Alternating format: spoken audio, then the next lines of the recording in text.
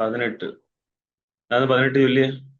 അഗ്നേനയ സുഭഗാരായേ അസ്മാൻ വിശ്വാനി ദേവാ മയുനാനി വിദ്വാൻ യോധ്യസ്മജ്ജുഹുരാണമേനോ ഭൂയിഷ്ഠാം തേ നമ ഉക്തിം വിധേമഃ. വിധേമ വിസർഗല്ലേ, വിധേമ. അഗ്നേനയ അഗ്നേനയ സുപഥ സുപഥ രായേ രായേ സുപഥ രായേ സുപഥ രായേ അസ്മാൻ അസ്മാൻ വിശ്വാനി ദേവ വിശ്വാനി ദേവം വയുനാനി വൈനാനി വിദ്വാൻ. വിദ്വാൻ വിദ്വാൻ അല്ല, നീന്നാക്കണം. അതിന്റെ താഴെ ഒരു കട്ടിങ് വിദ്വാൻ കൊടുക്കണം. വിദ്വാൻ വിദ്വാൻ യുയോധി യുയോധി യുയോധ്യസ്മത് യുയോധ്യസ്മത് യുയോധ്യസ്മത് ജുഹുരാണം. യുയോധസ്മത് ജഹുരാണാം ജഹറാണല്ല, ജുഹുരാണം. ജുഹുരാണാം യുയോധ്യസ്മത് ജുഹുരാണമേനോ യുയോധസ്മത് ജഹുരാണാം അസ്മത് ജിയോ ജുഹുരാണമേനോ ജുഹുരാണമേനോ ഭൂയിഷ്ഠാം ഭൂയിഷ്ഠാം ഭൂയിഷ്ഠാം ഭൂയിഷ്ഠാം ഭൂ ഭൂയിഷ്ഠാം ഭൂ അല്ല, ഭൂയിഷ്ഠാം ഭൂയിഷ്ഠാം തേ തേ തേ നമ നമ ഉക്തിം ഉക്തിം വിധേമ. വിധേമാം. ചൊല്ലിക്കോ. അഗ്നേനയ രൂപഥ രായോ അസ്മിൻ ഇത് എവിടുന്ന രായോ വരുന്ന? രായേ രായേ അസ്മിൻ അസ്മിൻ അല്ല, അസ്മാൻ. അസ്മാൻ വിശാവിനി ദേവ വായുനാനതി വയുനാനതി വിദ്വാൻ യുയുധ്യാസ്മ ജുഹുരാണമേന ഭൂയിഷ്ഠാം തേ നമ അവിക്ത ഉക്തിം ഉക്തിം വിധേമ. വിധേമാം. ആലിജ ചൊല്ലിക്കോ. അഗ്നേനയ സുപഥ രായേ അസ്മാൻ വിശ്വാനി ദേവ വിശ്വാനി അസ്മാൻ വിശ്വാനി ദേവ വായുനാനി വയുനാനി വയുനാനി വിദ്വാൻ യൂയോദ്യസ്മം ജുഹരാണം മേനോ ഭോയേഷ്ഠാം തേ നമ ഉക്തി വദേമ. വധേമയുടെ ബിയില്ലേ, വകാരത്തിനൊരു ഈകാറില്ലേ ഇവിടെ? വിധേമ. ബേസിക് ആണ് മന്ത്രം ചൊല്ലുക എന്നുള്ളത്. ചില ആശ്രമങ്ങളിൽ ഇത് മാത്രമേ ഉള്ളൂ, ഇതിന്റെ അപ്പുറത്തേക്ക് ഒരു സാധനം ഇല്ല. മന്ത്രം ചൊല്ലിയിട്ട് അർത്ഥം പറഞ്ഞത്. ശരി. അഗ്നേനയ സുഭദാരായേ അസ്മാ വിശ്വാനി ദേവ വൈനാനി വിദ്വാൻ യുയോധ്യസ്മത് ജുഹ്രാണമേനോ ഭൂയിഷ്ഠാം തേ നമ ഉക്തിം വിധേമ. ഒരിക്കൽ കൂടി മന്ത്രം കേട്ടോ.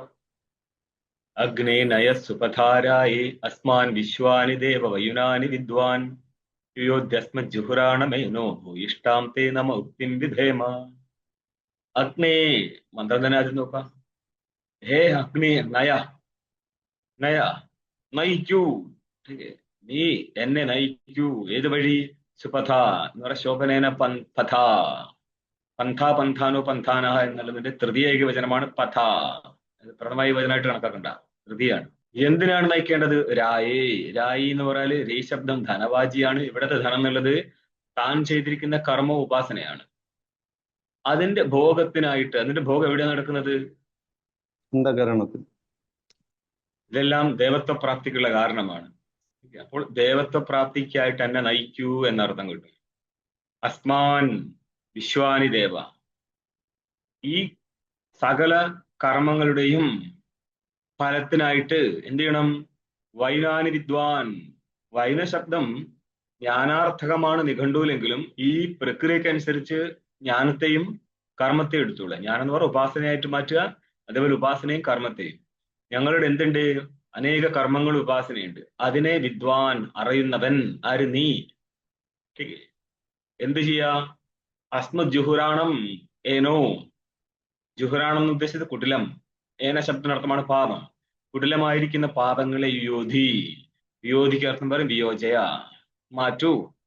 അതായത് എന്റെ കർമ്മങ്ങൾ നിനക്കറിയാം, എന്റെ ഉപാസന നിനക്കറിയാം. അതുകൊണ്ട് ഈ ഉപാസനയുടെ ഫലമായിരിക്കുന്ന ദേവത്വ പ്രാപ്തിക്കായിട്ട് എന്നുടെ പൂർവ കർമ്മമായിരിക്കുന്നേ ഏത് പാപകർമ്മങ്ങളെ നീ ഒഴിവാക്കൂ. ഇതെന്റെ വയസ്സാം കാലത്തെ പ്രാർത്ഥനയാണ്. അതുകൊണ്ട് എനിക്ക് ഉപാസനയും ചെയ്യാൻ പറ്റത്തില്ല. പിന്നെ എന്ത് ചെയ്യാൻ പറ്റത്തുള്ളൂ? ഭൂയിഷ്ടാം ബഹുതരാം തേ നമ ഉക്തിം വിധേമ. നിനക്ക് നമസ്കാര വാചനം മാത്രം അനേകം നൽകുന്നു. ചെയ്യാറില്ല. ഭാഷ്യം. പുനരന്യേന മന്ത്രേണ മാർഗം യാചതേ അഗ്നേനയേതി. ഇനി വീണ്ടും മറ്റൊരു മന്ത്രത്തിലൂടെ മാർഗയാചന നടത്തുകയാണ് അഗ്നേനയ എന്ന് പറഞ്ഞു. അഗ്നി ഇത് സംബോധന പ്രതിമയാണ്. അതുകൊണ്ട് എന്താക്കി? ഹേ അഗ്നി, അല്ലയോ അഗ്നി. ഇത് ആരെയാണ് അഭിസംബോധന ചെയ്യുന്നത്? അഗ്നി പറഞ്ഞിട്ട് ഹിരണ്യഗർഭനെയാണ് അഭിസംബോധന ചെയ്ത്. ഏതായിട്ടാണ്? ഇവിടെ അഭിന്ന ഹിരണ്യഗർഭനെ, സൂര്യനെ നോക്കിയിട്ടാണ് ഈ മന്ത്രം. അതുകൊണ്ട് സൂര്യൻ നോക്കുന്ന സൂര്യനോടാണ് ഈ മന്ത്രം വരുന്നത്. അതുകൊണ്ട് ഹിരണ്യഗർഭിന്ന സൂര്യനോടാണ് ഈ അപേക്ഷ ഉള്ളത്. നേരിട്ട് ഹിരണ്യഗർഭനല്ല അവിടെ. ഈ സ്റ്റെപ്പൊക്കെ നമ്മൾ ആദ്യമേ പറഞ്ഞതാണ്. ഹിരണ്യഗർഭന്റെ ഉപാസനയാണെങ്കിലും നേരിട്ട് ഹിരണ്യഗർഭ ഉപാസന ആയിരുന്നില്ല ഇത്. ഇതൊരു സ്ഥലത്തുള്ള ഉപാസനയാണ്. ആദിത്യനിലും ചക്ഷുവിലും ഉള്ള ഉപാസനയാണ്. അഗ്നി എന്ന് പറയാൻ തന്നെ കാരണം ആ ഉപാസനയുടെ ഉപാധി ജാഠരാഗ്നിയായിട്ട് ചെയ്തിരുന്നു. ജാഠരാഗ്നിയിൽ അതേ ആദിത്യാഭിന്ന ഹിരണ്യഗർഭ ഉപാസന ചെയ്തിരുന്നു. അതുകൊണ്ട് അതിന്റെ ഉപാധി മാത്രമായിരുന്നു ആദിത്യൻ. അല്ലാതെ ആദിത്യനെ കാണുന്ന ആദിത്യൻ ഹിരണ്യഗർഭനല്ല. അങ്ങനെ തെറ്റിദ്ധരിച്ചു പോവാറുണ്ട്. കുറെ കാലം കഴിഞ്ഞാലും മനസ്സിലാക്കല്ലോ ഇങ്ങനെയൊക്കെ ആയിരുന്നു. ഇവരങ്ങനെ ക്ലിയർ കട്ട് ഐഡിയ എവിടെയും പറയത്തില്ല. ചെറുങ്ങനെ തൊട്ട് വെച്ച് പോകത്തുള്ളൂ. അപ്പൊ മറ്റു ബുക്കുകളിലെ കാര്യങ്ങൾ അറിഞ്ഞിട്ട് വേണം ഇവിടെ അന്വേഷിക്കാൻ. നയയുടെ അർത്ഥം എന്താ? ഗമയ, ഗമിപ്പിക്കൂ, എന്നെ കൊണ്ടുപോകൂ എന്നർത്ഥം. സുപഥ അർത്ഥം പറയാണ് ശോഭനേന പഥ മാനെ മാർഗേണ. ശോഭനമായിരിക്കുന്ന മാർഗം എന്ന ഉദ്ദേശം എന്താണ്? ഇപ്പം രണ്ട് കാണു. സുഭത ഇത്യത്ര ന പൂജനാദിതി സമാസാന്ത നിഷേധ ഇത്യാശേന വ്യാജഷ്ടേ ശോഭനേന. സുപഥ എന്നുള്ളത് ഒരു വ്യാകരണ വശമാണ്. ഇത് വിട്ടേക്കാം. വ്യാജഷ്ടേ ശോഭനേന, ശോഭനമായിരിക്കുന്ന മാർഗത്തിലൂടെ എന്നെ കൊണ്ടുപോകൂ. ഭാഷ്യത്തില് സുപഥേതി വിശേഷണം ദക്ഷിണമാർഗ നിവൃത്തിയർത്ഥം. സുപഥ എന്ന് പന്ഥ രണ്ട് വിധമുണ്ട്. ഉത്തരായണ മാർഗമുണ്ട്, ദക്ഷിണായന മാർഗമുണ്ട്. ഇത് സുപഥ എന്ന് പറയാൻ കാരണം എന്താ? ദക്ഷിണായന മാർഗത്തെ ഒഴിവാക്കി കാണിക്കാൻ വേണ്ടിയിട്ട് സുഷ്ഠു പഥ സുപഥ എന്ന് പറഞ്ഞു. മറ്റു മാർഗത്തിന് എന്താ തകരാറ്? ആ മാർഗത്തിനെ കുറിച്ച് പറയാണ്. നിർവിണ്ണോഹം ദക്ഷിണേന മാർഗേണ. ദക്ഷിണ മാർഗത്തിലൂടെ പോയും വന്നും ഞാൻ ആ മാർഗത്തിൽ നിർവിണ്ണനായിരിക്കുന്നു. എന്താണ് ഈ നിർവിണ്ണൻ? നിർവിണ്ണ ശബ്ദത്തിന്റെ അർത്ഥം എന്താ? വിരക്ത, നിർവിണ്ണ. നിർവേദമായ നാസ്ത്യകൃതകൃതേന എന്നുള്ള സ്ഥലത്ത് നിർവേദം ഇതിന് മുന്നേ വന്നതാണ്. നിർവേദ ശബ്ദം. നിർവേദം ആർക്കാണോ ഉള്ളത് അവനാണ് നിർവിണ്ണ. നിർവിണ്ണോഹം ദക്ഷിണേന മാർഗേന. ദക്ഷിണമാർഗത്തിന്റെ പ്രത്യേകത എന്താ? ഗതാഗത ലക്ഷണേന, പോവും തിരിച്ചു വരും. അതെന്താ? ഉത്തരമാർഗം പോവും തിരിച്ചു വരാനുള്ളതല്ലേ? ഇവിടെ കുറച്ച് വ്യത്യാസമുണ്ട്. ठीक ആ ബ്രഹ്മഭുവനാൻ ലോക പുനരാവൃത്തിനോർജുന. അർജുന, ഭുവന അതായത് ഹിരണ്യഗർഭലോകം വരെയുള്ള സ്ഥലത്ത് നിന്ന് പുനരാവൃത്തിയുണ്ട്. അങ്ങനെയാണെങ്കിൽ ഹിരണ്യഗർഭലോകത്ത് നിന്ന് പോയിട്ട് പുനരാവൃത്തി വേണ്ടതല്ലേ? വരാറുണ്ട്, പക്ഷെ എല്ലാവരും ഇല്ല. എന്ന് പറഞ്ഞാല് അഹംഗ്രഹത്വേന ഗ്രഹം അഹംഗ്രഹം. അഹംഗ്രഹ ഉപാസകന്മാര് അവിടെ എത്തിക്കഴിഞ്ഞാല് ഹിരണ്യഗർഭനിൽ നിന്ന് ഉപദേശം കിട്ടി മുക്തരായി മാറും. മറ്റുള്ളവർ ആരാ അങ്ങോട്ട് പോയത്? പഞ്ചാഗ്നി വിദ്യാവാൻ പോയിരുന്നു. അവിടെ പഞ്ചാഗ്നി വിദ്യയുടെ ഫലം ഹിരണ്യഗർഭലോക പ്രാപ്തിയാണ്.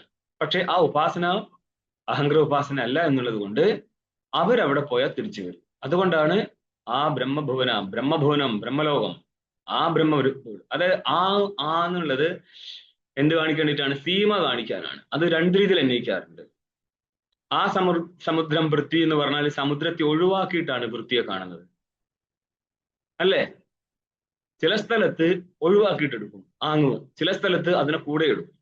ഇവിടെ ഇപ്പോൾ ആ ബ്രഹ്മഭുവന എന്നുള്ളത് ബ്രഹ്മഭുവനം മുതൽക്ക് എന്നർത്ഥമുണ്ട്. പുനരാവൃത്തിനഹ എന്നാണ്, അല്ലാതെ പുനരാവൃത്തി നോ അർജുന എന്ന് രണ്ടാക്കരുത്. നോ എന്ന് ഇംഗ്ലീഷ് പറഞ്ഞതല്ലത്. പുനരാവൃത്തിനഹ അർജുന എന്നാണ്. ബ്രഹ്മലോകം വരെയുള്ള സ്ഥലത്ത് നിന്ന് പുനരാവൃത്തി നേരിടുന്നുണ്ട്. പക്ഷേ ചിലർ അവിടുന്ന് മുക്തരാവാറുണ്ട്. പക്ഷെ ദക്ഷിണമാർഗത്തിൽ പോയി കഴിഞ്ഞാൽ ആരും അവിടുന്ന് മുക്തരാവാറില്ല. അപ്പൊ ഒരു ചോദ്യം ചോദിച്ചോട്ടെ, നിങ്ങളുടെ ബൃഹദാരണ്യകത്തില് അതേപോലെ ചാന്തോക്യത്തിലും 2 സ്ഥലത്ത് ഇന്ദ്രന്റെ കഥ വരുന്നുണ്ട്. അവിടുത്തെ 2 ഇന്ദ്രന്മാരും ജ്ഞാനികളാ. അങ്ങനെയാകുമ്പോൾ ജ്ഞാനിയായിരിക്കുന്ന ഇന്ദ്രൻ അവിടുന്ന് മുക്തനാവൂലേ? അവിടെ 2 ഇന്ദ്രന്മാരും ജ്ഞാനികളാണ്. ഈ ബൃഹദാരണ്യകത്തില് ജ്ഞാനിയായിരിക്കുന്ന ഇന്ദ്രൻ തന്നെ ഉപദേശിക്കുക പോലും ചെയ്യുന്നുണ്ട് അവിടെ. മാം ആയുരമൃതം ഉപാസ്വ എന്ന് പറഞ്ഞിട്ട്. അന്നപ്പോൾ അങ്ങേര് അവിടുന്ന് മുക്തനാവുമോ ഇല്ല തിരിച്ചു വരുമോ? തിരിച്ചു വരില്ല.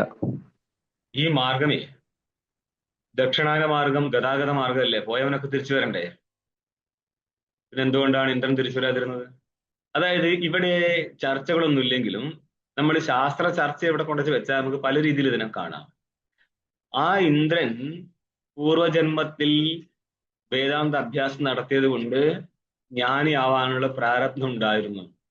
ജ്ഞാനിയാവണമെങ്കിൽ അത് ഈ ജീവന്റെ, അതായത് മനുഷ്യ ശരീരത്തില് ജ്ഞാനിയാവാം, ദേവതാ ശരീരത്തിൽ ജ്ഞാനിയാവാം, ഋഷി ശരീരത്തിലും ജ്ഞാനിയാവാം.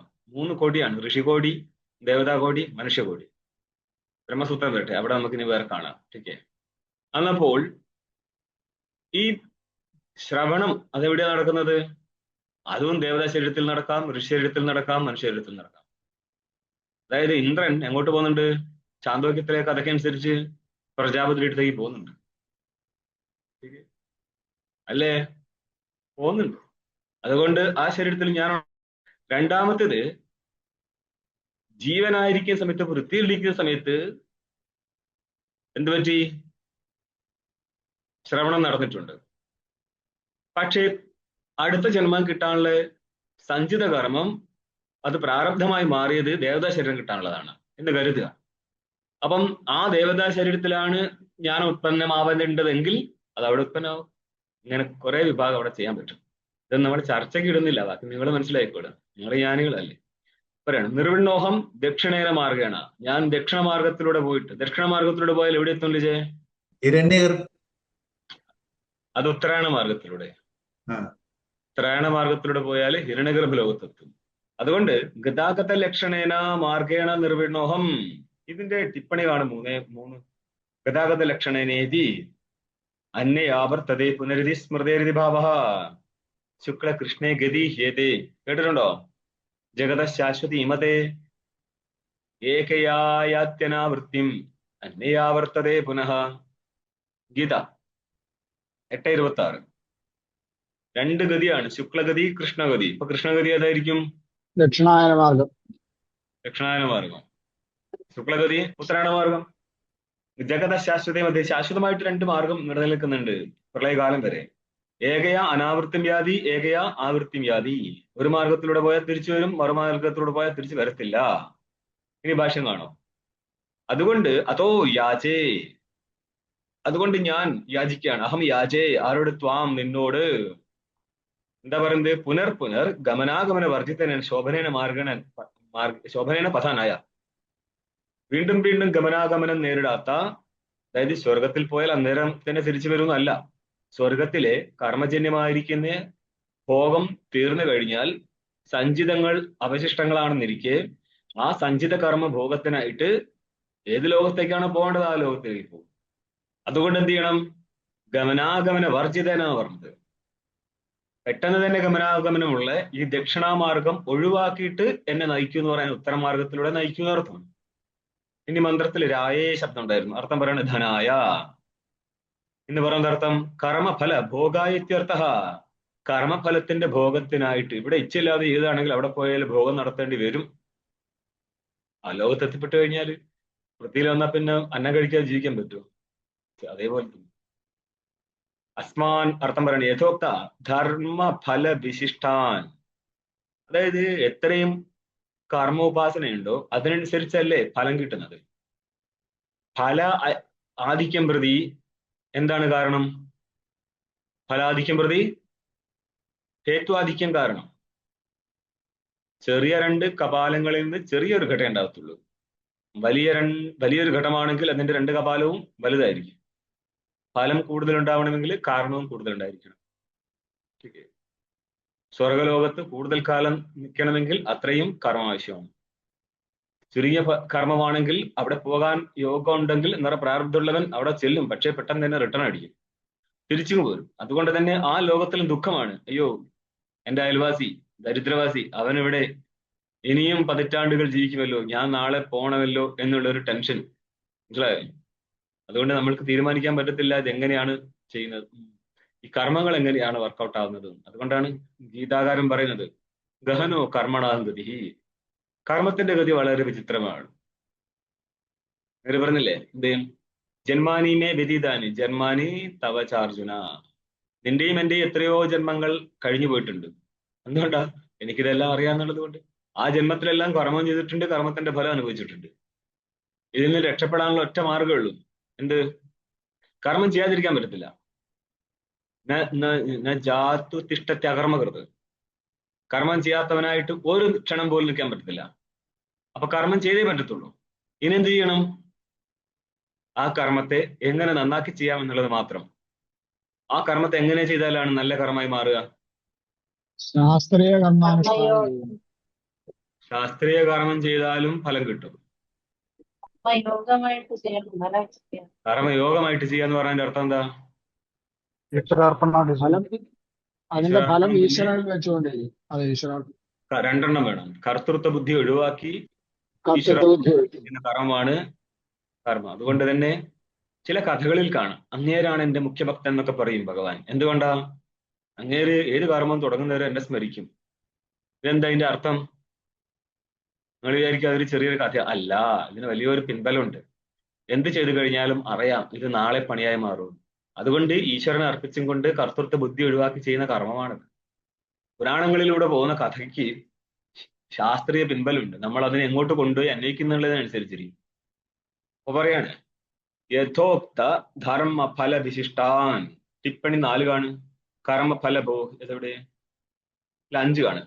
ധർമ്മവിശിഷ്ടസ്യ ഫലവൈശിഷ്ട്യ അവശ്യം ഭാവനിശ്ചയാത്, ധർമ്മം വിശിഷ്ടമാണെങ്കിൽ ഫലവും വിശിഷ്ടമായിരിക്കും. ഇത് അവശ്യം ഭാവിയാണ്. ആയതുകൊണ്ട് അധുനൈവ തഥാഹ, ആ ഫലത്തെക്കുറിച്ച് പറയാണ്. എന്താണ് ഫലം? ധർമ്മവിശിഷ്ടമായിരിക്കുന്ന ഫലം എന്ന് പറഞ്ഞാൽ കൂടുതൽ ഉപാസനാ കർമ്മം ഉള്ളത് കൊണ്ട് മാത്രമാണ് എന്ത് കിട്ടത്തുള്ളൂ? ദേവത ശരീരപ്രാപ്തിയുള്ളൂ. ഇവിടെ ഉപാസകനെ രാവിലെയും വൈകുന്നേരവും ഗുളി കഴിക്കുന്ന പോലെ ചെയ്ത ഉപാസനയല്ലത്. നിരന്തരമായിട്ട് അഹം താദൃശ ദേവതയാണ് എന്നുള്ള അഭിമാനം ഉണ്ടായിരുന്നു. ദേവോ ഭൂത്വ ദേവാൻ അപ്യതി എന്ന് പറയും. അതായത് ഈ ശരീരത്തില് ഞാൻ താദൃശ ദേവനാണെന്ന് ഉപാസന ചെയ്ത് ചെയ്ത് ചെയ്ത് അഭിമാനം മാറിപ്പോകും. അതായത് ഇവിടെയുള്ള ജീവത്വ അഭിമാനം നഷ്ടപ്പെട്ടിട്ട് ദേവത്വ അഭിമാനം ഇവിടെ തന്നെ വരുന്നുണ്ട്. അങ്ങനെയുള്ളവന്റെ ശരീരം വിട്ടു കഴിഞ്ഞാൽ എവിടെ എടുത്തും? താദൃശ ദേവതാ ശരീരത്തിലേക്ക് പ്രാപിക്കും. ദേവോ ഭൂത്വ ദേവാൻ അപ്യതി. അതേപോലെ പഞ്ചദശിയിൽ ഒരു ശ്ലോകമുണ്ട്, യദഭിപ്രാപ്യതേ ധ്യാനാത് നിത്യാപ്തം ബ്രഹ്മ കിം പുനഃ. ചെറിയ പദവ്യത്യാസം ഉണ്ടാവും, ഞാൻ അന്വേഷിച്ചെന്നുള്ളൂ. അതായത് ഉപാസനാ സ്ഥലത്ത് തന്റെ സ്വരൂപമല്ല ദേവത, എന്നിട്ട് പോലും ധ്യാനം കൊണ്ട് താദൃശ ദേവതാ സ്വരൂപം പ്രാപിക്കാൻ പറ്റുമെങ്കിൽ തന്റെ സ്വരൂപമായിരിക്കുന്ന ബ്രഹ്മസ്വരൂപത്തെ എന്തുകൊണ്ട് പ്രാപിക്കാൻ പറ്റത്തില്ല എന്നൊരു ചോദ്യമാണ്. മനസ്സിലായോ? യദഭിപ്രാപ്യതേ ധ്യാനാത് നിത്യാപ്തം ബ്രഹ്മ കിം പുനഃ. അപ്പോൾ കൂടുതൽ ആയിട്ടുള്ള ഉപാസന, നിരന്തരമായിരിക്കുന്ന ഉപാസനാ കർമ്മങ്ങളുടെ ഫലമാണിത്. പറയാണ് വിശിഷ്ടാൻ വിശ്വാനി, വിശ്വനിർദ്ദേ സകലാനി കാനി കർമാണി. വിശ്വാനിക്ക് അർത്ഥം പറഞ്ഞു സർവാണി. ഇത് എന്താന്ന് പറഞ്ഞിട്ടില്ല. ഇത് കർമ്മത്തെയാണോ ഉപാസനയാണോ ഗ്രഹിക്കേണ്ടത്? അതിന്റെ ഇടയിൽ അഭിസംബോധന വിശദീകരിക്കുകയാണ്. ഹേ ദേവ, ദേവ ശബ്ദമുള്ളായിരുന്നു, അത് അഭിസംബോധനയാണ്. അല്ലയോ ദേവ, വയുനാനി, വയുന ശബ്ദത്തിന് ടിപ്പണി 6 നോക്കിയ നിഘണ്ടോ വയുന ശബ്ദസ്യ പ്രജ്ഞാനാമസു പഠിതത്വേപി. നിഘണ്ടുവിൽ വയുന ശബ്ദം പ്രജ്ഞ എന്നുള്ള അർത്ഥത്തിലാണ് കാണുന്നതെങ്കിലും പഠിച്ചിട്ടുള്ളതെങ്കിലും കർമ്മനാമ പഠിത ക്രതു ശബ്ദ പര്യായത്വാത്, കർമ്മത്താൽ പഠിക്കപ്പെട്ടതാണ് ഇത് ക്രതു. ക്രതുവിന്റെ പര്യായത്തിലും വയുന ശബ്ദം വരുന്നത് കൊണ്ട് തദർത്ഥകത്വമതി വിരുദ്ധതേ എന്ന് പറഞ്ഞ കർമാർത്ഥകം പറയുന്നതിലും വിരോധമൊന്നുമില്ല. അതുകൊണ്ട് എന്ത് ചെയ്തു? ഭാഷ്യം കാണു. കർമാണി പ്രജ്ഞാനാനി വാ, എന്റെ ഇതുവരെ ചെയ്തിരിക്കുന്ന കർമ്മങ്ങളെയും പ്രജ്ഞാൻ ഉദ്ദേശിച്ചത് ഉപാസനകളെയും. പ്രജ്ഞാനാനി ബഹുവചനമാണ്, കർമാണി അതും ബഹുവചനമാണ്. ഞാൻ ഇതുവരെ എന്റെ ജീവിതത്തിൽ ചെയ്തിരിക്കുന്ന ദേവത്വ പ്രാപ്തിക്ക് അനുകൂലമായിരിക്കുന്ന കർമ്മങ്ങളെയും ഉപാസനകളെയും വിദ്വാൻ എന്താർത്ഥം ജാനൻ അറിയുന്നവൻ, അറിയുന്നവൻ ഹേ ദേവ, അറിയുന്നവനായിരിക്കുന്ന അല്ലയോ ദേവ. ഇനിയും പ്രാർത്ഥന മുന്നോട്ട് പോവാണ്, ഭാഷ്യത്തിൽ പോവാണ്. തതോ വയം അല്ല കിംച, അത് മാത്രമല്ല യുയോധി, യോധിക്ക് എന്താർത്ഥം? വിയോജയ, മാറ്റു എന്ന് പറഞ്ഞ വിനാശയ. ഏതിനാണ് വിനാശം നടത്തേണ്ടത്? അസ്മത്. ശരിക്കും ഇത് അസ്മത് എന്നുള്ളത് ഞങ്ങൾ എന്താണ്, ഞങ്ങളിൽ നിന്ന്, അതിന് അർത്ഥം വരാൻ അസ്മത്തോ. ഓക്കെ, അസ്മത്തോ ജുഹുറാണം, ഞങ്ങളിൽ നിന്ന് ഈ ജുഹുറാണം എന്ന് പറഞ്ഞാൽ കുടിലമായിരിക്കുന്ന പാപത്തെ വിനാശയാന്ന് അർത്ഥം ചെയ്യും. ഓക്കെ, ജുഹുറാണത്തിന് അർത്ഥം പറയാണ് കുടിലം എന്ന് പറയാം, വഞ്ചനാത്മകം. ഏതിന്? ഏനഹ, വേറൊരു പദമാണ് ഏനഹ. ഏനസ് പ്രാതിപതികമാണ്, സകാരം വിസർഗമായിട്ട് ഏനഹ എന്ന് വരുന്നത്. അപ്പോൾ ഏനഹയ്ക്ക് അർത്ഥമാണ് പാപം. ഞങ്ങൾ ഇതുവരെ ചെയ്തതില് നല്ല കർമ്മമുണ്ട്, മോശം കർമ്മമുണ്ട്. ഈ പാപകർമ്മം ബ്രഹ്മത്വ പ്രാപ്തിക്ക് എന്ന് പറഞ്ഞാല് ആ താദൃശ ഹിരണ്യഗർഭരൂപ ദേവത്വ പ്രാപ്തിക്ക് വിഘാതകമാണ്. അതുകൊണ്ട് എന്ത് ചെയ്യണം? താദൃശ കർമ്മത്തെ നശിപ്പിക്കണം. പ്രാർത്ഥനയാണിത്, മനസ്സിലായോ? അതായത് ഉന്നത ലോകങ്ങളിലേക്ക് പോകാൻ പ്രതിബന്ധകനാണ് മനസ്സിന്റെ മാലിന്യമായിരിക്കുന്ന താൻ ചെയ്തു വെച്ചിരിക്കുന്ന പാപം. ആ പാപം ഉണ്ടെങ്കിൽ എപ്രകാരം ഇവിടെ ഇപ്പോൾ നമ്മൾ സംസാരിക്കുന്ന ഹിരണ്യഗർഭ ലോകപ്രാപ്തിക്ക് വിഘാതകമാണ് ആ പാപം എന്നാ. സെയിം സംഭവം എവിടെ ഉണ്ടാവും? ജ്ഞാനസ്ഥലത്തും വരും. ശാസ്ത്രത്തിൽ നിന്ന് പരോക്ഷജ്ഞാനം ഉണ്ടെങ്കിൽ പോലും അത് അപരോക്ഷമാവാതിരിക്കാൻ കാരണമാണ് മനസ്സിന്റെ മാലിന്യമായിരിക്കുന്ന പൂർവ്വപാപം. ഓക്കെ, ആ പാപത്തെ കർമ്മം കൊണ്ട് തരണം ചെയ്യാൻ പറ്റുമോ? പിന്നെന്താ ഇതുവരെ പഠിച്ചത്? പുണ്യന പാപ അഭിനദുദ്ധി എന്നൊക്കെ പറഞ്ഞു തന്നല്ലേ. ഇവിടെ ഉപാസനാ സ്ഥലത്തും സംഭവം ശരിയാണ്. ഈ സംഭവത്തെ നമ്മൾ മുമ്പ് അന്വേഷിച്ച സമയത്ത് സർവാപേക്ഷാതി യജ്ഞാതി ശ്രുത രശ്യവതം എന്ന് പറഞ്ഞിരുന്നു. അവിടെ സകല ആശ്രമ കർമ്മങ്ങളുടെ അപേക്ഷയുണ്ട്. ഏതിന്? അന്ധക്കരണ ശുദ്ധി വഴി ജ്ഞാനോത്പത്തിക്ക്. അവിടെ അപ്പൊ സന്യാസിയും കർമ്മത്തിൽ ഇറങ്ങുമെന്ന് ചോദിച്ചു കഴിഞ്ഞാൽ സന്യാസിക്ക് സന്യാസ ആശ്രമത്തിൽ വിഹിതമായിരിക്കുന്ന കർമ്മങ്ങളുണ്ട്. ഓരോ ആശ്രമത്തിനും കർമ്മങ്ങൾ ഭിന്ന ഭിന്നമാണ്. മാത്രമല്ല കർമ്മത്തെക്കാൾ മികച്ചു നിൽക്കുന്നതാണ് ശ്രവണ മനന നിധിധ്യാസനം. അതിൽ നിരന്തരം പ്രവഹിക്കുന്നവനെ സംബന്ധിച്ച് അന്ധക്കരണ അശുദ്ധമാവാൻ മറ്റു കർമ്മങ്ങൾ വന്നു ചേരുന്നില്ല. അല്ലെങ്കിൽ അന്യകർമ്മം അനുഷ്ഠിക്കേണ്ടതായിരുന്നു. പക്ഷെ സന്യാസി സംബന്ധിച്ച് അധികാരമില്ല അന്യകർമ്മ അനുഷ്ഠാനത്തിന് അവിടെ. എന്നാ അതും പറയാൻ പറ്റുമോ ചോദിച്ചാലല്ലേ, അന്ധകർമ്മ ശുദ്ധിക്ക് വേണ്ടിയുള്ള കർമ്മം ചെയ്യാൻ പാടില്ലേ? അത് പറ്റും. പക്ഷെ കർമ്മം ചെയ്യാൻ അധികാരമില്ലെന്ന് പറയുന്നത് എവിടെയാ? ഫലേച്ഛയോടുകൂടിയുള്ള കർമ്മത്തിൽ സന്യാസി അധികാരമല്ല എന്ന് പറഞ്ഞാല്, ഇപ്പോൾ വൈദിക കർമ്മം നടത്തുന്ന സമയത്ത് തന്റെ ഗോത്രം ജംബുദ്വീപ് എന്നും പറഞ്ഞ് തുടങ്ങൂല പരിപാടി. ഇത് നടക്കത്തില്ല. കാരണം സ്വന്തം ഗോത്രം സ്മരിക്കാനും പോലും പാടില്ല സന്യാസി. പിന്നെ ഇവിടെ നിന്നാണ് ഗോത്രാദികൾ പറഞ്ഞിട്ട് സങ്കല്പം ചെയ്യാൻ? ഇതൊരു കാര്യം മനസ്സിലാക്കണം. നമ്മുടെ അമ്പലത്തിൽ പോയിട്ട് പേരും നാളും പറഞ്ഞ് ചെയ്യുന്ന സാധനമല്ല സങ്കല്പത്തോടു കൂടിയുള്ള വൈദിക കർമ്മം എന്ന് മനസ്സിലാക്കണം. വൈദിക കർമ്മത്തിൽ ആരാണ് കർമ്മം ചെയ്യുന്നത്? അവന് സങ്കല്പമുണ്ട്. ഈ മന്ത്രം അങ്ങനെ ഞങ്ങൾ ഹോമത്തിനൊക്കെ എടുക്കാറുണ്ട് ഈ മന്ത്രം, പതിവൃത്തെന്നും പറഞ്ഞു. അഗ്നേയ സുഭതാരായല്ലേ. അതായത് നമ്മളിപ്പോ ക്ഷേത്ര പൂജ നോക്കിക്കഴിഞ്ഞാൽ പൂർണ്ണമത അടക്കമുണ്ടല്ലോ. ഇവിടുത്തെ കുറെ, അതുകൊണ്ടാണ് ഇവർക്ക് ദേഷ്യം തോന്നുന്നത് നമ്മളോട്. സാധനം രണ്ടുപേർ ചേർന്നിട്ട് ഉണ്ടാക്കിയെടുത്ത സാധനങ്ങളാണ് നമ്മുടെ ലോകത്ത് കിട്ടുന്നത്. തന്ത്രം ആരുണ്ടാക്കിയതാ? കേരളത്തിൽ ആരുടെ തന്ത്രം ആരുണ്ടാക്കിയതോ? പരശുരാമ തന്ത്രം എന്ന് പറഞ്ഞാൽ പരശുരാമനല്ലേ അതിന്റെ ആള്. ഇതെല്ലാം ഒരു 4 പേരിരുന്ന് ഉണ്ടാക്കിയെടുത്ത സാധനമാണ്. അതാ ഞാൻ പറഞ്ഞത്. ഞങ്ങൾ 4 പേരിരുന്നിട്ട് സഹസ്രനാമം ഉണ്ടാക്കി കൊടുത്തിട്ടുണ്ട്. ഇന്ന് അവരുടെ ശിഷ്യന്മാരൊക്കെ ഇതൊന്നും ചൊല്ലുന്നുണ്ടാവുക സഹസ്രനാമം. അങ്ങനെ സംഭവിക്കും. അത് സത്യത്തിൽ ഞാൻ അക്കാര്യത്തിൽ പരമാത്മാവോട് നന്ദി പറഞ്ഞു. എന്തുകൊണ്ടാണെന്നോ, ഞാൻ ഇന്നിപ്പോൾ ഇത്രയും കാര്യം നിങ്ങളോട് പറയുമ്പോൾ എനിക്ക് ആ കാര്യം ശക്തമാണെന്ന് പറഞ്ഞാൽ ഇതിങ്ങനെ സംഭവിക്കും. 4 പേരിരുന്നിട്ട് ഒരു സിസ്റ്റം ഉണ്ടാക്കിയെടുക്കാൻ പറ്റും. ഒറ്റ ഒരാൾ ഇരുന്നാൽ തന്നെ സിസ്റ്റം ഉണ്ടാക്കാമല്ലോ, പിന്നെ 4 പേര്. അപ്പോൾ നമ്മളൊരു പ്രാർത്ഥനാ സമ്പ്രദായം ഉണ്ടാക്കിയെടുക്കാമല്ലോ, സുഖസുന്ദരം ഉണ്ടാക്കിയെടുക്കാം. ഓരോരോ ആശ്രമക്കാർ അവരുടെ കട്ടൺ പേസ്റ്റ് മന്ത്രങ്ങളുടെ ഒരു മാല ഉണ്ടാക്കി വെച്ചിട്ടുണ്ടാവുമല്ലോ. അത് ആശ്രമം ടു ആശ്രമം എങ്ങനെ മാറിപ്പോയി. അപ്പൊ ഇതൊക്കെ മനുഷ്യ നിർമ്മിതിയാണ്. സ്വാമി, എല്ലാ പാപകർമ്മങ്ങൾക്കും പുണ്യകർമ്മം ചെയ്തു കഴിഞ്ഞാൽ അത് ഇതാകുമോ, ന്യൂട്രലൈസ് ആകുമോ? നിങ്ങൾ അങ്ങനെ പറയാൻ പറ്റുമോ? നിങ്ങൾ പുണ്യം ചെയ്ത് സങ്കല്പത്തോടു കൂടിയാണെങ്കിൽ ആ ഫലമാണ് കിട്ടുക. ടീക്കേ, സങ്കല്പരഹിതമായിരിക്കുന്ന കർമ്മമാണെങ്കിൽ അവിടെ പ്രത്യേകിച്ച് ഫലമില്ല. ഫലം പിന്നെ എന്തായി മാറും? അന്ധകരണ ശുദ്ധിക്കായിട്ട് മാറും. അങ്ങനെയൊക്കെയാണ്. പുണ്യേന പാപ അഭിനേദതി എന്ന പ്രമാണമുണ്ട്. പുണ്യത്താൽ ഇപ്പം തന്നെ നമ്മൾ പ്രായശ്ചിത്ത കർമ്മം ചെയ്താൽ അതെന്താ ചെയ്യാം, അത് ആയി മാറുന്നത്? നമ്മുടെ സൗത്തിലുണ്ടോന്ന് അറിയത്തില്ല, നോർത്തിലൊക്കെ ഈ പണ്ഡിറ്റിന്റെ അടുത്ത് പോയി കഴിഞ്ഞാല് ഏത് എന്തെങ്കിലുമൊക്കെ ചെയ്തു പോയി ഇതൊരു ശൃംഖലയാണല്ലോ. ജ്യോതിഷ് കാര്യം പറയും ഇന്ന ചെയ്തിട്ടുണ്ട്, അപ്പൊ പണ്ഡിറ്റ് അടുത്ത് പോയ പണ്ഡിറ്റ് പറഞ്ഞ് ഇന്നതാണെങ്കിൽ ചെയ്തത് അതിന്റെ പ്രായശ്ചിത്തം എന്ന കർമ്മമാണ്, അങ്ങനെ പരിപാടിയുണ്ട്. അപ്പം പ്രായശ്ചിത്ത കർമ്മം ചെയ്യാന്ന് പറഞ്ഞാൽ അതൊരു പുണ്യകർമ്മല്ലേ? അതെ. അപ്പൊ അതെന്താവും? ആ കർമ്മം നിങ്ങളുടെ പഴയ പാപകർമ്മത്തെ പ്രതിബന്ധിക്കും, പിന്നെ ആ പാപകർമ്മം ഒരിക്കലും ഫലം നൽകത്തില്ല. ഇങ്ങനെയാണ് അതിന്റെ പ്രക്രിയ. പക്ഷെ എല്ലാ പാപകർമ്മങ്ങൾക്കും പ്രായശ്ചിത്തം ഉണ്ടാകത്തില്ലെന്നല്ലേ? അത് അങ്ങനെയുണ്ടോ? അതികഠിനമായിരിക്കുന്ന പാപമാണെങ്കിൽ അതിന് രക്ഷയില്ല, ഒരു രക്ഷയില്ല. അതങ്ങനെയല്ല ശരിക്കും. പ്രാരബ്ധത്തിൽ നിങ്ങൾ അനുഭവിക്കണം എന്ന് എഴുതി വിട്ട സാധനം നടക്കത്തില്ല. എന്നപ്പോൾ ഇത് പ്രാരബ്ധത്തിൽ പിന്നെ ഇതിനാണ് പ്രായശ്ചിത്തമുള്ളത്? അത് അങ്ങനെ തന്നെ എഴുതി വിട്ടതാണ്. എഴുതി വിടുക പറഞ്ഞാൽ അങ്ങനെ തന്നെ തന്നു വിട്ടതാണ്.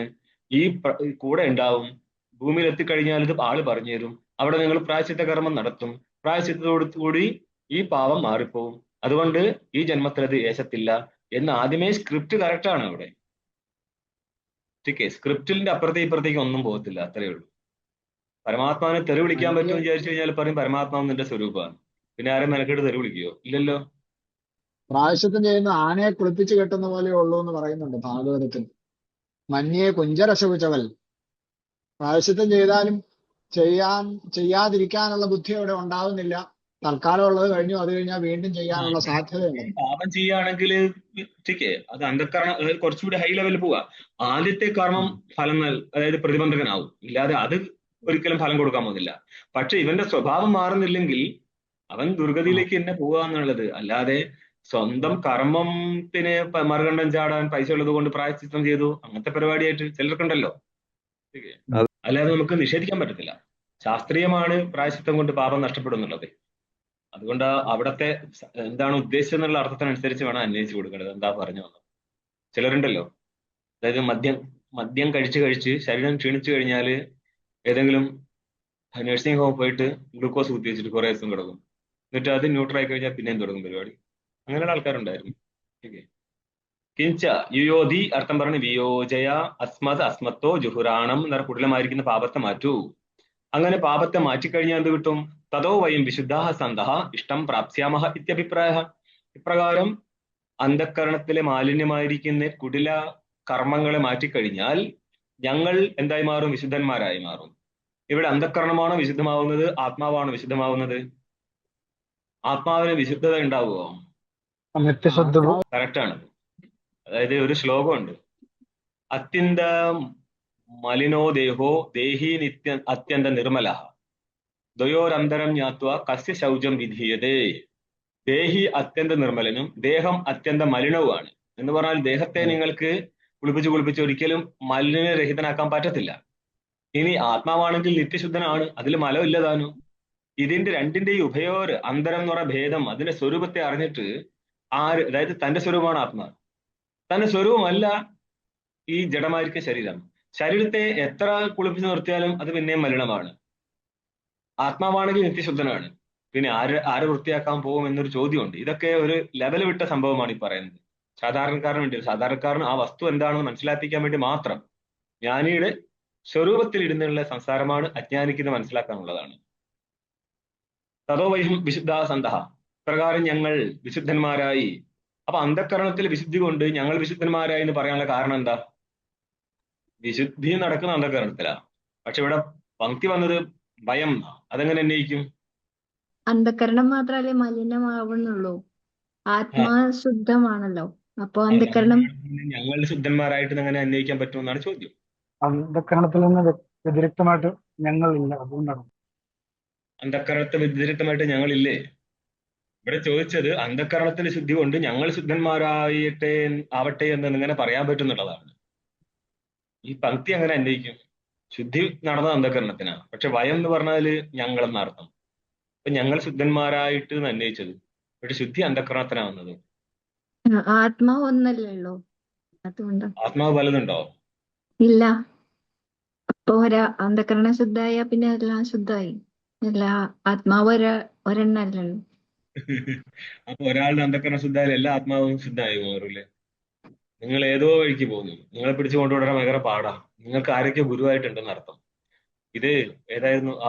അവധൂതന് ഗുരുവുള്ളതുപോലെ 23 അല്ല 32 ഗുരുക്കന്മാരുള്ള ആൾക്കാരെ ക്ലാസ്സിൽ ഇരിക്കുന്നത്. ഇവിടെ വന്നവന് ആ അവധൂതന്റെ ഗുരു ആണെങ്കിൽ അങ്ങനെ നല്ല വഴിക്ക് കിട്ടുന്നുണ്ട്. ഇവിടെ ഇപ്പോൾ പിഴത്തിക്കൽ ഗുരുക്കന്മാർ മാത്രമാണ്. കാല് കഴിച്ച് വെള്ളം കൊടുക്കാനായിട്ട് ജനിച്ച കുറെ ഗുരുക്കന്മാരുണ്ടാവും.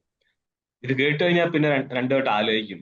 ഒറ്റയ്ക്ക് ചെയ്യാൻ പാടില്ലാത്ത പരിപാടിയില്ല. അതുകൊണ്ട് തന്നെയാണ് ഞാൻ ആ മനുഷ്യ പഞ്ചകത്തിൽ അത് അങ്ങനെ തന്നെ പറയാൻ കാരണം. കുറച്ച് ഉളുപ്പം തന്നെയൊക്കെ വേണം.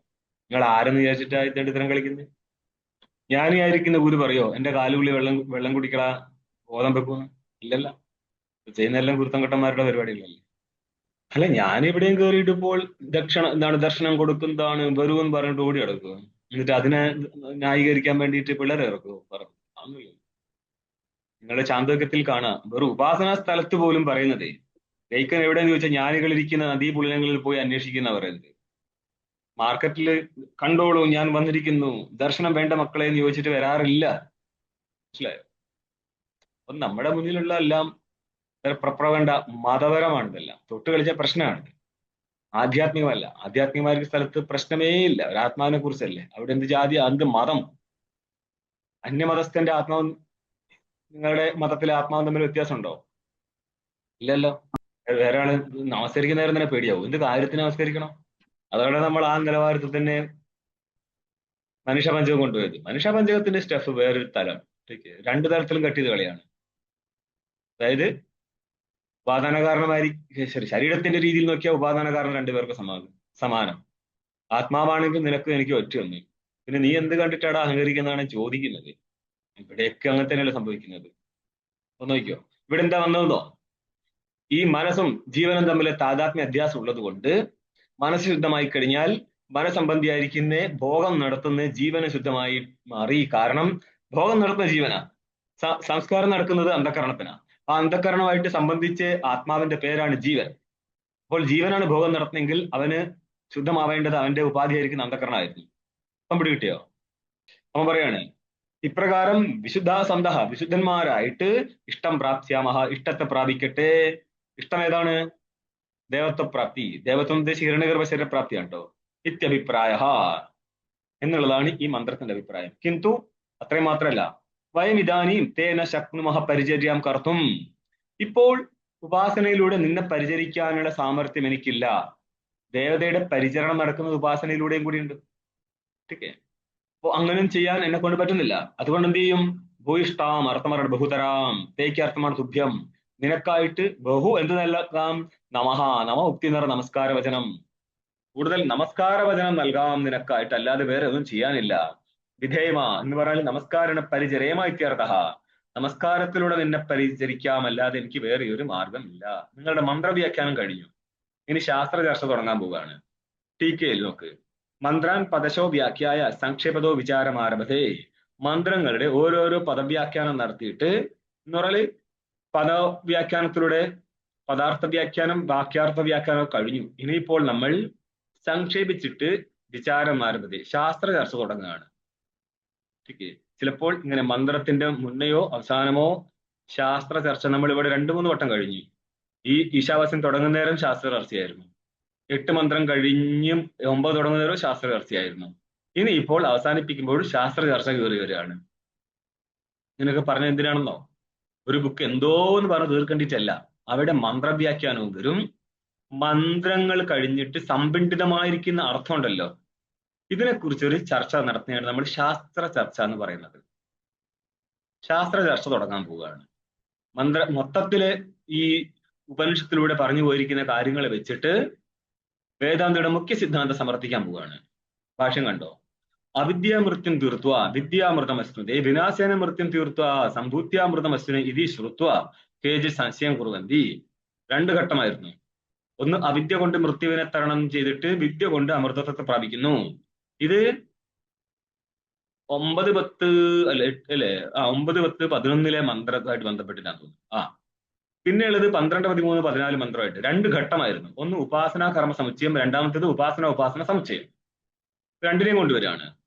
അവിദ്യ കൊണ്ട്, അതായത് കർമ്മം കൊണ്ട് മൃത്യുവായിരിക്കുന്ന അശാസ്ത്രീയ കർമ്മ ഉപാസനകളെ മറികടന്നിട്ട് വിദ്യ കൊണ്ട് എന്ന് പറയുക ഉപാസന കൊണ്ട് അമൃതത്വത്തെ പ്രാപിക്കുന്നു പറഞ്ഞാല് ഹിരണ്യഗർഭ ദേഹപ്രാപ്തി ഉണ്ടാകുന്നു. ഒരു മന്ത്രം. വിനാശന മൃത്യം തീർത്തുക സംഭൂത്യാമൃതമസ്നൈതി. വിനാശം എന്താണ്? ഹിരണ്യഗർഭ ഉപാസന. അതിനാൽ മൃത്യുവിനെ തരണം ചെയ്തിട്ട് മൃത്യു എന്താണ് ഇവിടെ? അനൈശ്വര്യാദികളെ. അപ്പോൾ അനൈശ്വര്യത്തെ മറികടന്നിട്ട് സംഭൂത്യാമൃതമസ്നുതേ. ഇവിടെ അസംഭൂത്യ എന്ന് പറഞ്ഞാല് സംഭവനം സംഭൂതി, ഇതിനാണ് വിനാശം എന്ന് പറയുന്നത്. അസംഭൂതി എന്ന് പറഞ്ഞാല് കാരണം എന്നർത്ഥം, കാര്യമല്ലാത്തത്. അപ്പോൾ പ്രവൃത്തി വാസന കൊണ്ട് പ്രകൃതി ലയാന്തമായിരിക്കുന്ന ഫലവും പറഞ്ഞിട്ടുണ്ട്. ഇത് ശ്രുത്വ എന്ന് കേട്ടിട്ട്, ഇതിന്റെ 3-ാം നമ്പർ ടിപ്പണി കാണുക. ഇത്യസ്യ ഇത്യർത്ഥം അസ്മാഭിർ ഭാഷിതം ആകർണ്യ. നമ്മളാൽ പറയപ്പെട്ടിരിക്കുന്ന കാര്യത്തെ കേട്ടിട്ട് കേജി സംശയം കുറുവന്തി, ചിലര് സംശയം ഉന്നയിക്കുന്നു. ടിപ്പണി 4 കാണുക. സംശയം കിമത്ര തത്വജ്ഞാനം വിദ്യാശബ്ദാർത്ഥോ അന്യത് വൈദ്യരൂപം. ഇതാണ് സംശയം. ഇവിടുത്തെ വിദ്യാശബ്ദം കൊണ്ട് തത്വജ്ഞാനത്തെ എടുക്കുമോ അല്ല ഉപാസന എടുക്കുമോ? ഇതാണ് സംശയമേ. ഇത് ഭാഷത്തിൽ തന്നെ ഇനി ഒന്നും കൂടി വിശദീകരിക്കാം. എന്തൊക്കെയാ പറയുന്നത്? ഇത് കേസ് സംശയം കുറുവന്തി. അതഃ തന്നിരാകരണാർത്ഥം സംക്ഷേപിത വിചാരണാം കരിഷ്യാമഹ. അതുകൊണ്ട് ഈ ഒരു സംശയം നിലനിൽക്കുന്നുകൊണ്ട് ഈ സംശയത്തിന്റെ നിരാകരണത്തിനായിട്ട് സംക്ഷേപത്തിൽ വിചാരം ചെയ്യാൻ പോവുകയാണെന്നോ. തത്ര താവത് കിം നിമിത്ത സംശയ ഇതി. അല്ല, ഇവിടെ ഇപ്പോൾ ഏത് നിമിത്തമാക്കിയിട്ടാണ് സംശയം വരുന്നത്? എന്തുകൊണ്ടാണ് സംശയം ഉന്നയിച്ചത്? ഇത് ഇവിടം വരെ ചോദ്യം. ഉച്യതേ, ഇതിന് ഉത്തരം പറയണ സിദ്ധാന്തി. വിദ്യാശബ്ദേന മുഖ്യ പരമാത്മ വിദ്യൈവ കസ്മാത് ന ഗൃഹ്യതേ അമൃതത്വം ച. ഇവിടെ വിദ്യാഞ്ച എന്നുള്ളതും അതേപോലെ അവിദ്യാമൃത്യം തീർത്ത വിദ്യാമൃതം അശ്നുതേ. അപ്പോൾ ഇവിടെ വിദ്യാശബ്ദം കൊണ്ട് എന്തുകൊണ്ട് പരമാത്മ വിദ്യ ആയിരിക്കുന്നേ?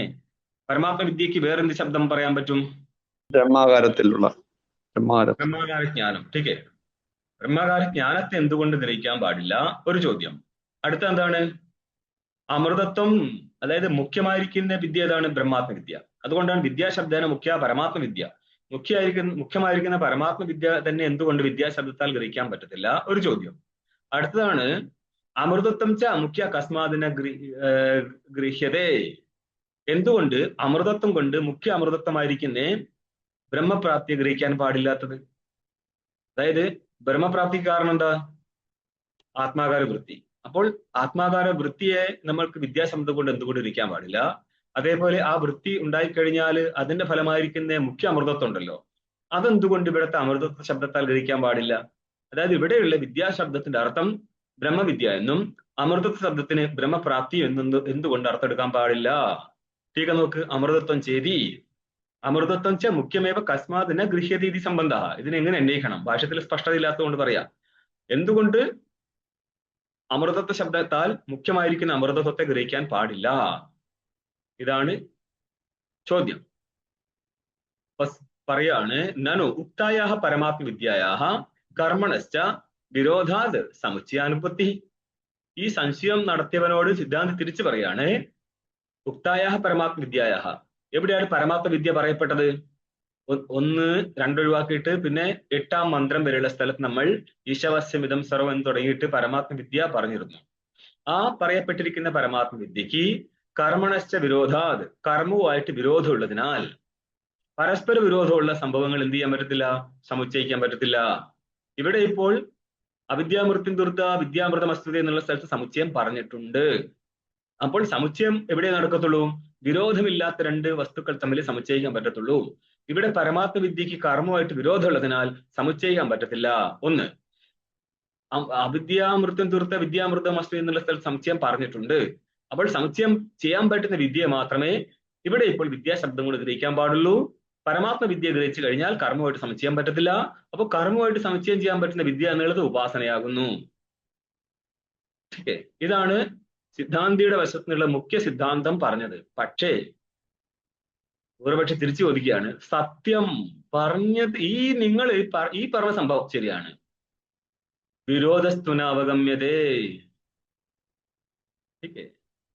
വിരോധം പക്ഷേ ഇതിലൂടെ കാണാൻ പറ്റുന്നില്ല. നിങ്ങൾ പറഞ്ഞതുള്ളത് ശരിയാണ്, നമ്മളത് നിഷേധിക്കുന്നില്ല. പക്ഷെ ഞങ്ങൾക്ക് ഇവിടെ വിരോധം കാണാൻ പറ്റുന്നില്ല. അതെന്തുകൊണ്ടാണ് ഞങ്ങൾ പറഞ്ഞിട്ട് നിങ്ങൾക്ക് വിരോധം കാണാൻ പറ്റാത്തത്? അതിന് കാരണം പറഞ്ഞുതരാം. കാരണം ആ മന്ത്രം നോക്കിയിട്ട് തീരുമാനിക്കാം എന്നുള്ളതാണ്. നോക്കിയോ, വിരോധിയോഹോ ശാസ്ത്ര പ്രമാണകത്വാദ്. മനസ്സിലായോ? ഭാഷ്യകാരന്റെ ഒരു സ്ഥലത്തൊരു വചനമുണ്ട്, ശരിയാണ് എന്ന് പറഞ്ഞാല് നിങ്ങളെ വീട്ടിൽ നിന്നായിരുന്നു, അതൊരു ചെറിയൊരു അർത്ഥമേ കിട്ടത്തില്ല, നമുക്കങ്ങനെ വലിച്ചുകൊണ്ടുപോകാം. ഇത് എഴുതി വെച്ചത് നിങ്ങളെ വീട്ടുകാരായിരുന്നെങ്കിൽ നിങ്ങൾ പറഞ്ഞ പോലെ കേൾക്കാമായിരുന്നു. ഇങ്ങനെ നേരിട്ട് പങ്ക്തിയില്ല കേട്ടോ, പക്ഷെ നമുക്കതിനെ നമ്മൾ തന്നെ പങ്ക്തി എങ്ങോട്ടും കൊണ്ടുപോയി കിടന്നുകൊണ്ട് ഇങ്ങനെ കൊണ്ടുപോകും. ഇത് അങ്ങനെയല്ല, നിത്യമായ ശബ്ദമായതുകൊണ്ട് ആ ശബ്ദത്തെ മുൻനിർത്തി മാത്രമേ അന്വയിക്കാൻ പാടുള്ളൂ. വിരോധാവിരോധിയോ ശാസ്ത്ര പ്രമാണകത്വ, ശാസ്ത്രം പ്രമാണം യോഹോ വിരോധിയോഹോ. ഇവരുടെ പരസ്പര വിരോധം ഉണ്ടല്ലോ, വിരോധസ്യാന്ന് മതി, എസ് വിരോധസ്യ. ശാസ്ത്രം പ്രമാണമായിരിക്കുന്നതിൽ യാതൊരു വിരോധത്തിൻ്റെതാണ്. അതേപോലെ തന്നെ ശാസ്ത്രം പ്രമാണം യയോഹോ വിരോധാവിരോധിയോ തൗ വിരോധാവിരോധോ ശാസ്ത്രപ്രമാണവോ തയോഹോ ശാസ്ത്രപ്രമാണകത്വം. വിരോധവും അവിരോധവും ശാസ്ത്രം പ്രമാണമായിട്ടുള്ളതാണ്, അല്ലാതെ നിങ്ങൾ പറയുന്ന അനുസരിച്ചൊന്നല്ല. അപ്പൊ ശാസ്ത്രത്തില് വിരോധമാണോ അവിരോധമാണോ എന്ന് നമ്മൾക്ക് നോക്കി തീരുമാനിക്കണം. ശാസ്ത്രത്തില് ഈ വിദ്യാവിധികൾ തമ്മിൽ വിരോധമാണോ ചെയ്തിരിക്കുന്നത്, അല്ല അവിരോധമാണോ എന്ന് നോക്കണം. ശാസ്ത്രപ്രമാണകമാണത്. അതിന് ദൃഷ്ടാന്തം കാണിച്ചു തരാണ് ഇനി. യഥാ അവിദ്യാ അനുഷ്ഠാനം വിദ്യ ഉപാസനം ശാസ്ത്രപ്രമാണകം. എപ്രകാരം അവിദ്യയുടെ അനുഷ്ഠാനം, അവിദ്യാനുഷ്ഠാനം വിദ്യാ ഉപാസനം. ഇതിൽ അവിദ്യാശബ്ദത്തിന് എന്താർത്ഥം? കർമ്മമല്ലേ? കർമ്മ. അവിദ്യാനുഷ്ഠാനം കർമാനുഷ്ഠാനം, വിദ്യോപാസനം നിറ ഉപാസനം തന്നെ. ശാസ്ത്രപ്രമാണകമല്ലേ? അതെ. നിറ ശാസ്ത്രം പ്രമാണമായിട്ടുള്ളതാണ് കർമാനുഷ്ഠാനവും വിദ്യോപാസനവും. അവിടെ സമുച്ചയം എന്ന് പറഞ്ഞിട്ടില്ല കേട്ടോ. ഏതൊരു കർമ്മമാണെങ്കിലും ഏതൊരു ഉപാസനയാണെങ്കിലും അതിന് പ്രമാണം ശാസ്ത്രമാണ്, അത് ശരിയാണ്. തഥാ അതേപോലെ തന്നെ തത് വിരോധാവിരോധോപി, അവയുടെ വിരോധവും അവിരോധവും എങ്ങനെ വരിക? ശാസ്ത്രം പ്രമാണമായിട്ടാണ്. എന്നാൽ ശാസ്ത്രത്തിലൂടെ നോക്കണം അവിടെ വിരോധമുണ്ടോ അവിരോധമുണ്ടോ, അല്ല നിങ്ങൾ പറയുന്ന രീതിയിൽ അങ്ങ് എടുക്കാൻ പാടില്ല. യഥാച. അപ്പൊ നമുക്ക് ദൃഷ്ടാന്തം ആദ്യം കാണാം. എന്താ? ന ഹിംസ സർവഭൂതാനി ഇതി ശാസ്ത്രാത് അവഗതം. ന ഹിംസ സർവഭൂതാനി, ഒരു ഭൂതത്തിനെയും കൊല്ലാൻ പാടില്ല എന്ന് പറഞ്ഞാൽ ഭൂതഹിംസ നിഷേധിച്ചിട്ടുണ്ട്, ഒരു ജീവനെയും കൊല്ലാൻ പാടില്ല. പക്ഷേ പുനഃ ശാസ്ത്രേണേവ ബാധ്യത. ഏതിനെ ബാധിക്കുക? ഹിംസാ നിഷേധം ബാധിക്കപ്പെടുകയാണ്. ഹിംസാ നിഷേധം ബാധിച്ചു കഴിഞ്ഞാല് ഏത് വിധിക്കപ്പെടും? പേപ്പറിൽ പറ. ഹിംസാ നിഷേധം ബാധിക്കപ്പെട്ടാൽ ഏത് വിധിക്കപ്പെടും? ഇവിടെ ഹിംസയല്ലേ? ഹിംസ വിധിക്കപ്പെടും. ഹിംസയുടെ നിഷേധമായിരുന്നു മാ ഹിംസ സർവഭൂതാനി. ആ ഹിംസാ നിഷേധം ബാധിക്കപ്പെട്ടു എന്ന് പറഞ്ഞാല് ഹിംസ വിധിക്കപ്പെടുകയാണ്. അതെവിടെയാ? അധ്വരെ പശും ഹിംസ്യാത്. അധ്വരം എന്നത് യാഗമാണ്. അധ്വരെ യാഗത്തിൽ പശുവിനെ ഹിംസിക്കൂ.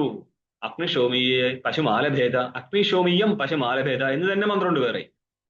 ठीक അഗ്നിശോമീയ യാഗത്തിന് വേണ്ടിയുള്ള പശുവിനാണ് അഗ്നിശോമീയ പശു എന്ന് പറയുന്നത്. അപ്പൊ അങ്ങനെ ഇരിക്കുന്ന അഗ്നിശോമീയം പശും ठीक അതിനെ അഗ്നിശോമീയം പശും ആലഭേദ, ആലഭേദന അവനം നടത്തുക, എന്നിട്ട് കൊന്നിട്ട് അതിന്റെ വപ, ഹൃദയം, നാക്ക് ഇങ്ങനെയുള്ള ചില്ലറ ഭാഗങ്ങൾ എടുത്തിട്ട് ഹവനം നടത്തുന്നുണ്ട്.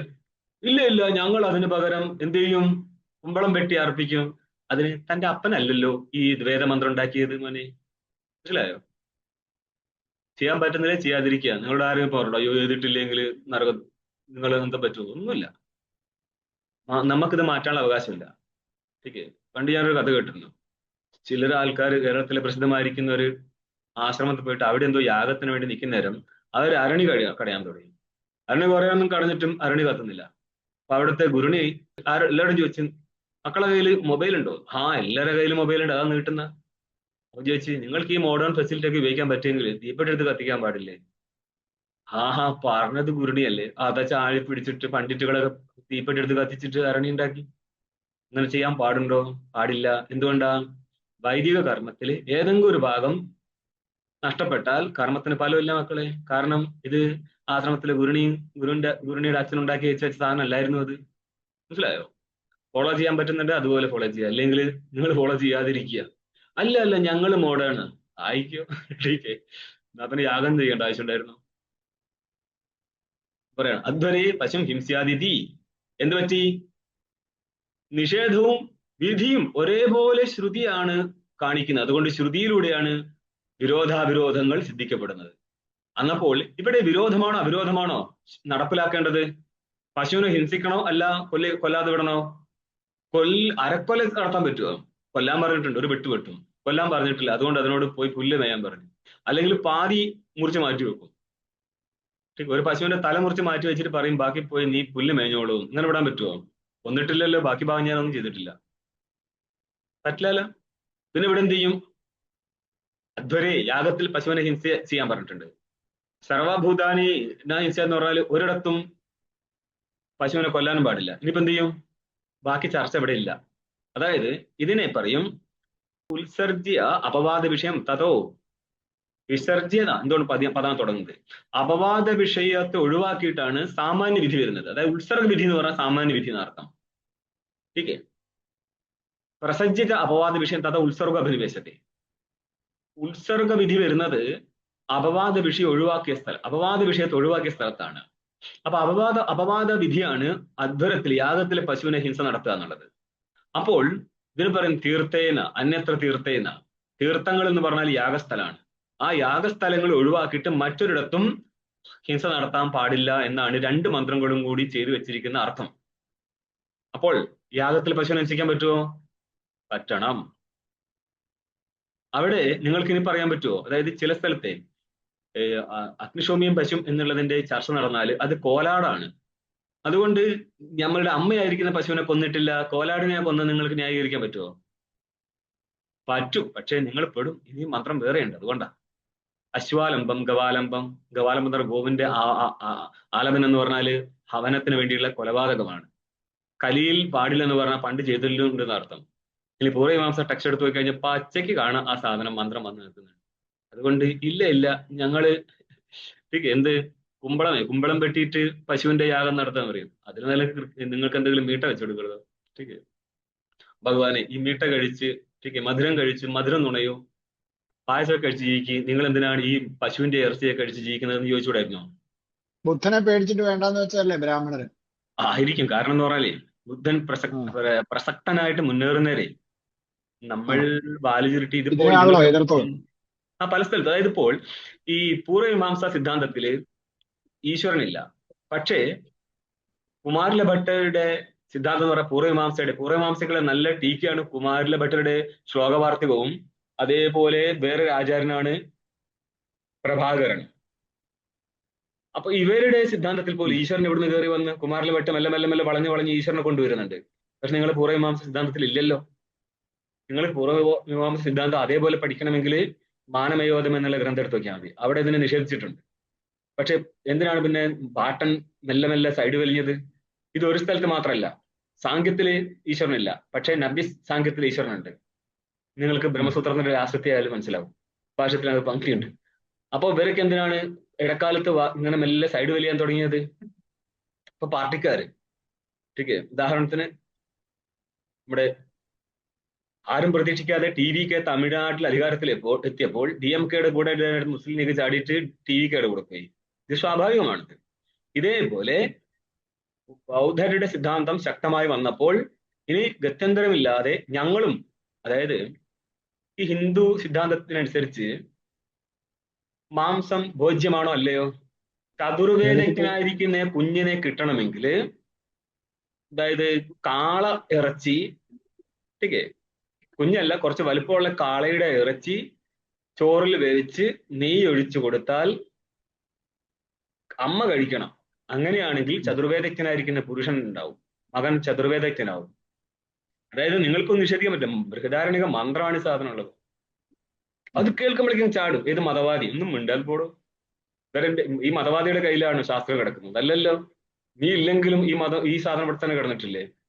ഈ മതവാദി ഉള്ളത് കൊണ്ടാണ് ഹിന്ദുസ് പെടുന്നത്. അങ്ങനെ ആരും വിചാരിക്കണ്ട. ഇവരുള്ളപ്പോഴും കൺവേർഷൻ നടക്കുന്നില്ലേ? എന്നിട്ട് എന്താ അവിടെ തീർന്നോ? തീരൂല. അതുകൊണ്ട് ഞങ്ങളില്ലെങ്കിൽ ആക്കിക്കളയുന്നൊക്കെ വിചാരം വെറുതെയാണ് മക്കളെ. ഇത് അങ്ങനെയൊന്നും മാറത്തില്ല. സംഭവം അങ്ങനെ തന്നെ കിടക്കും. അപ്പം പിന്നെ എന്ത് പറ്റി? ഇതെല്ലാം ഹിന്ദുക്കളും തിന്ന് നടന്നതാണ്. ബൗദ്ധൻ കയറി വന്നപ്പോൾ ബൗദ്ധനേക്കാൾ പ്രശ്നം ഉണ്ടായത് ജൈനരിൽ നിന്നാണ്. ഇന്ന് നോക്കിയാൽ ഇത് ഹോട്ടലിൽ കയറിയ ജൈൻ ഫുഡ് എന്നേ പറയത്തുള്ളൂ, ബൗദ്ധ ഫുഡ് എന്ന് പറയത്തില്ല.